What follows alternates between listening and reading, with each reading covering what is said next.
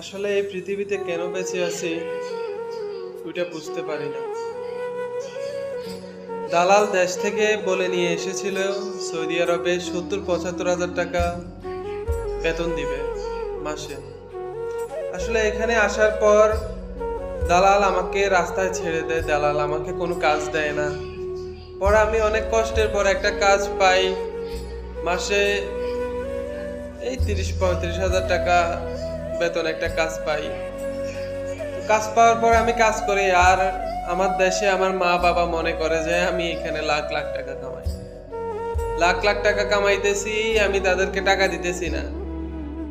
৩৫ হাজার টাকা ইনকাম করে ২৫ হাজার টাকা ঘরে দেই, ১০ হাজার টাকা নিজের খাওয়া খরচা, নেট বিল, পানি, গ্যাস বিল সবকিছু দেই। আর আমার ফ্যামিলি মনে করে আমি এখানে অনেক টাকা ইনকাম করতেছি, আমি তাদেরকে টাকা দিতেছি না। তো অবশেষে নিজের মা বাবাও ভুল বুঝে এবং কি ছেলেকে চোর বানিয়ে দেয়।